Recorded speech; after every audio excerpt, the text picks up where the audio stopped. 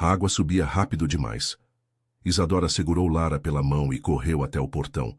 Um carro preto havia derrapado e estava sendo empurrado pela água, preso de lado contra uma mureta. Dentro, um homem gritava o nome de uma criança que chorava no banco de trás. Fica aqui, Lara, não sai daqui por nada. Tia, não vai. Mas Isadora já estava pisando na água gelada que batia forte contra suas pernas. A correnteza era perigosa, mas o carro ainda estava ali, próximo, balançando, preso pela lateral.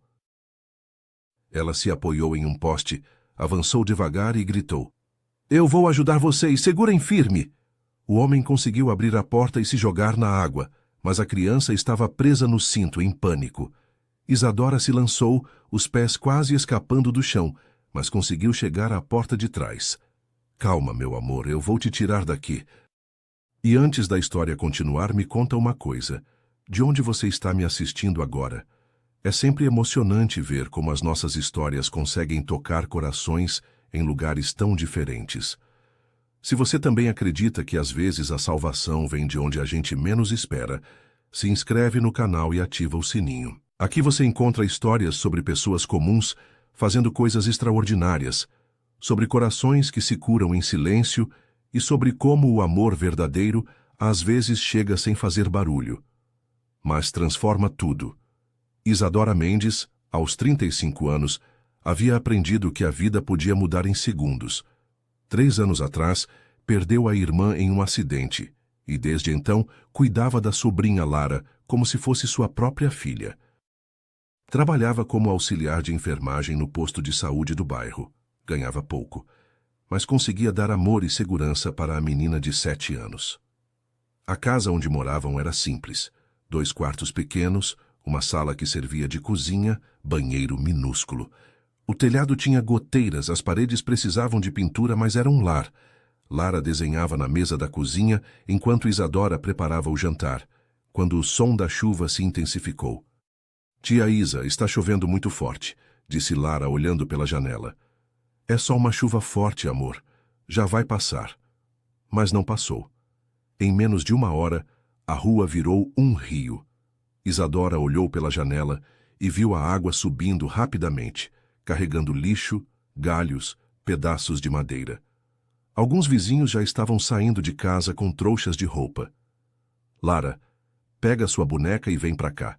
Vamos ficar na sala, que é mais alto." A menina obedeceu, mas seus olhos estavam cheios de medo. Isadora a abraçou, tentando passar calma que não sentia. Foi quando ouviu os gritos. Do lado de fora, um carro preto havia perdido o controle e estava sendo arrastado pela correnteza. Dentro, ela conseguia ver um homem desesperado tentando sair e uma criança no banco de trás chorando. "Fica aqui, Lara, não sai daqui por nada." "Tia, não vai." Mas Isadora já estava correndo em direção à porta. A água gelada bateu em suas pernas com força, quase a derrubando. Ela lutou contra a correnteza, gritando: "Eu vou ajudar vocês, segurem firme." O homem conseguiu abrir a porta e pular na água, mas a criança estava presa no cinto de segurança, em pânico total. Isadora nadou até o carro, que balançava perigosamente, prestes a ser arrastado. "Calma, meu amor, eu vou te tirar daqui", disse ela para o menino, que não devia ter mais que 6 anos. Com mãos trêmulas, ela conseguiu soltar o cinto e puxar a criança para fora. O homem, exausto, tentava se manter de pé na água que já batia em sua cintura. "Venham, minha casa é ali", gritou Isadora, segurando o menino no colo. Os 3 lutaram contra a água até chegarem à casa de Isadora. Lara estava na porta, chorando de alívio ao ver a tia voltar. Dentro da casa simples, Isadora correu para pegar toalhas e roupas secas. O homem estava encharcado, tremendo, olhando para o filho que chorava baixinho. Ele parecia perdido, como se não soubesse o que fazer. "Lara vai buscar aquele cobertor azul do meu quarto. Rápido." Isadora envolveu o menino na toalha, secando seus cabelos molhados. "Como você se chama, meu amor?" "Pedro", sussurrou ele. "Pedro é um nome lindo." "E você?" perguntou para o homem. "Caio." Ela não fazia ideia de quem ele era. Para ela, era apenas um pai em desespero. "Vocês precisam tirar essas roupas molhadas. Tenho algumas roupas do meu cunhado que podem servir, disse ela, pegando roupas guardadas no guarda-roupa. Caio olhou ao redor. A casa era pequena, simples, mas havia algo ali que ele não sentia há muito tempo: calor humano. Na sua casa, com jardim impecável, ninguém falava muito. A mesa era grande, mas quase sempre silenciosa.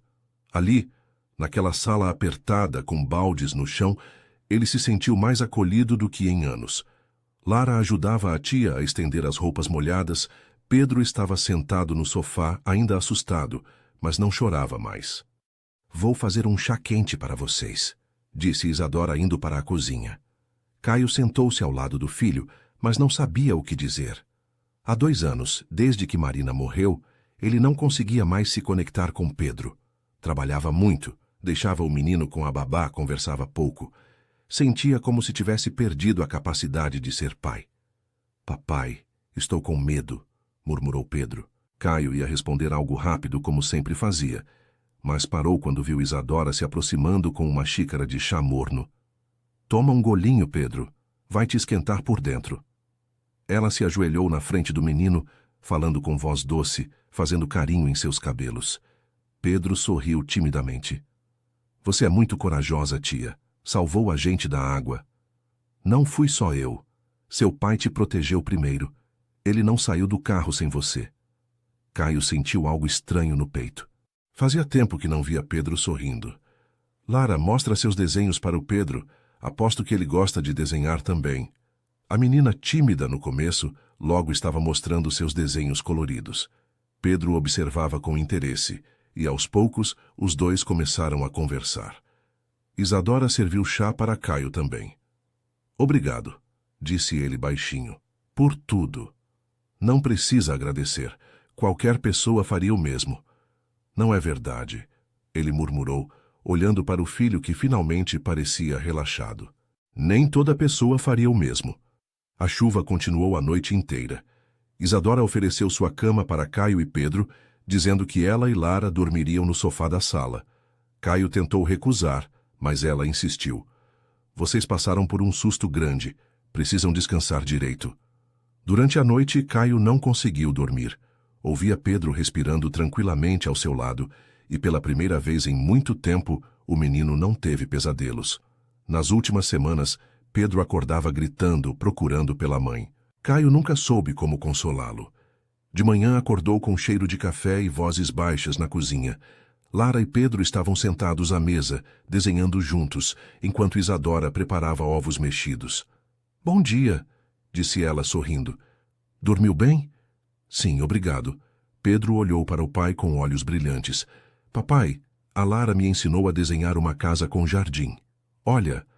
Caio olhou o desenho simples, feito com lápis de cor gastos, e sentiu o coração apertar.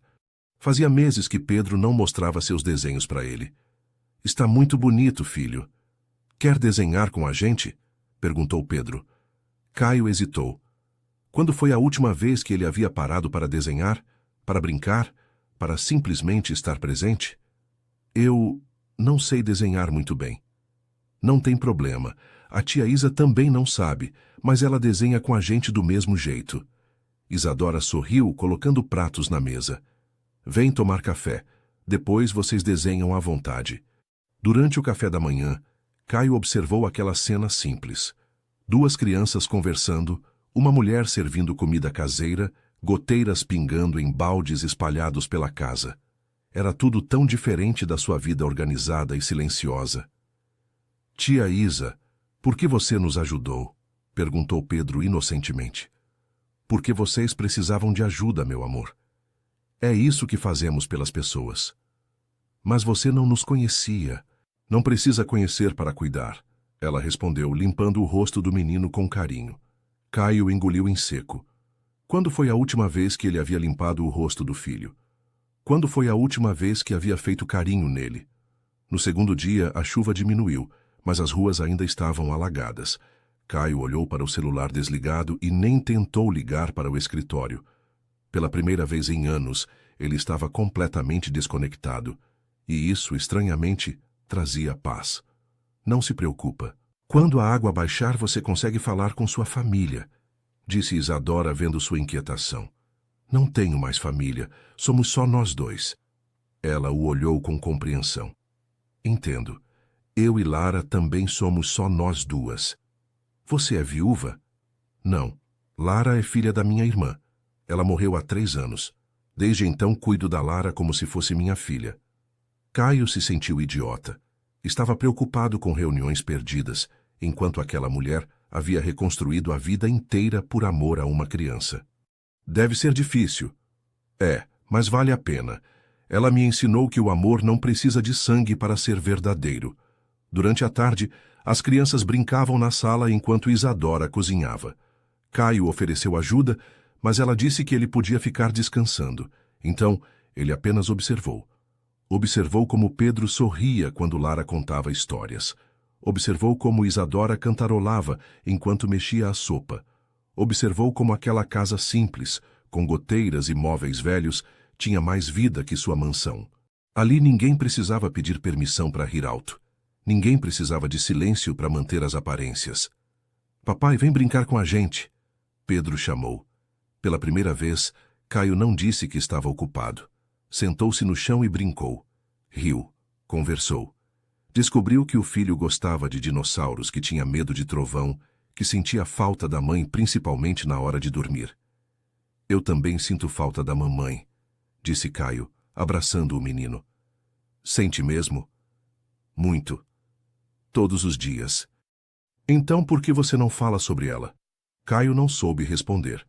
Percebeu que, na tentativa de proteger o filho da dor, havia criado um muro entre eles.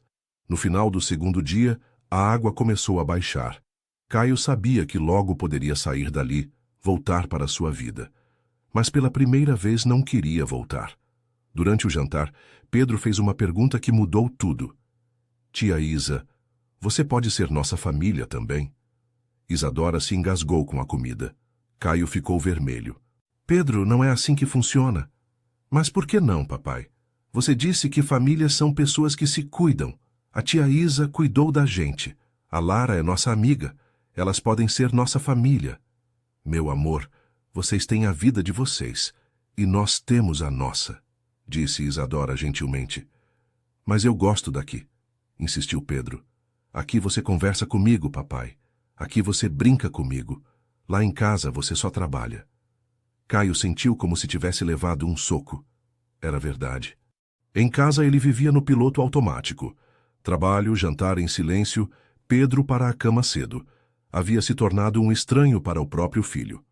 Pedro tem razão, disse Caio surpreendendo a todos. Lá em casa eu não sou um bom pai. Não sei mais como ser. Não é verdade, disse Isadora. Você se jogou na água para salvar seu filho. Você o protegeu. Isso é ser pai. Mas não basta. Eu perdi a conexão com ele. Depois que Marina morreu, eu não sabia mais como conversar, como brincar, como cuidar.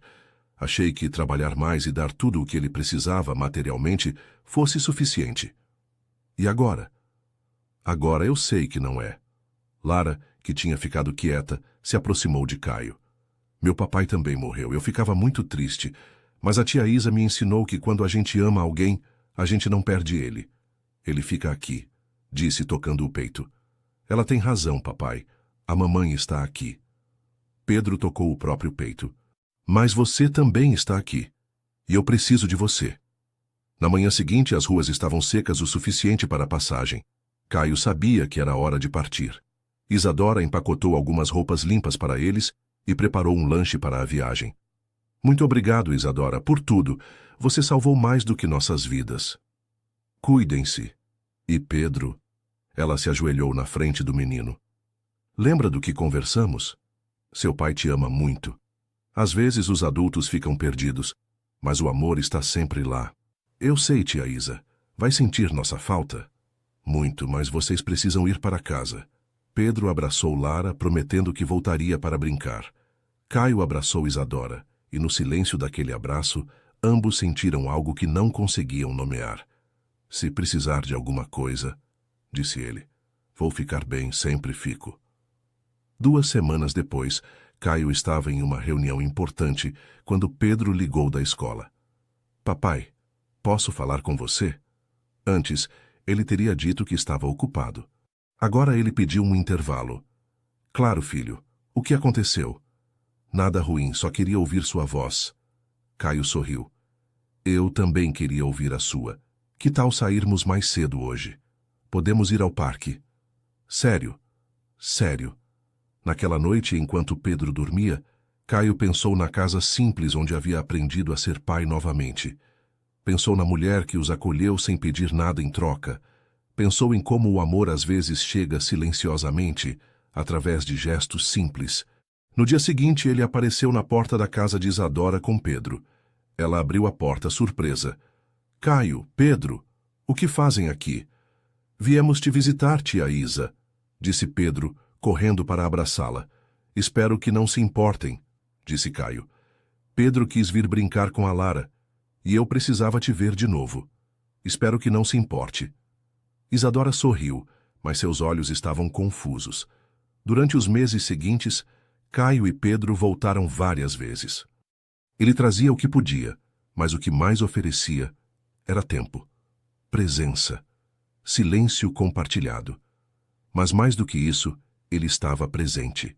Brincava com as crianças, conversava com Isadora, dividia histórias e silêncios. Por que você faz isso? Perguntou Isadora numa tarde, enquanto observavam Pedro e Lara brincarem no quintal. Porque aqui eu aprendi a ser pai. Aqui eu aprendi que não preciso ser perfeito. Preciso apenas estar presente. E você está. Quero continuar estando. Se você deixar. Isadora o olhou e pela primeira vez não desviou o olhar. Caio, você tem sua vida. Eu tenho a minha. Somos de mundos diferentes. Não somos. Somos dois adultos que aprenderam a cuidar de crianças que perderam a mãe.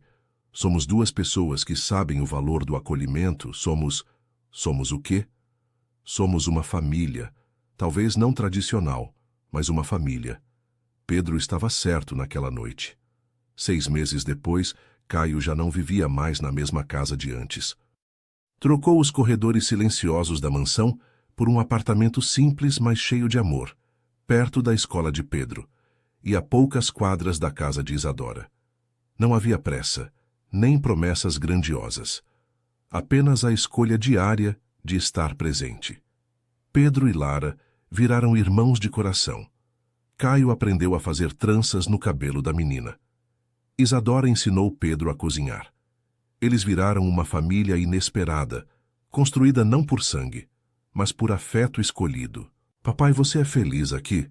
Perguntou Pedro numa noite enquanto Caio o colocava para dormir. Muito feliz, filho. E você? Também. Sabe por quê? Por quê? Porque aqui você não esquece de ser meu pai. Caio beijou a testa do menino, agradecendo em silêncio pela tempestade que os trouxe àquela casa, pela mulher que os salvou não apenas da água, mas do vazio. Às vezes, a salvação vem de onde menos esperamos. Às vezes, ela tem goteiras no teto e sopa quente na mesa. Às vezes, ela tem o rosto de uma mulher que simplesmente escolhe acolher. E às vezes, salvar alguém é também encontrar um lar para si.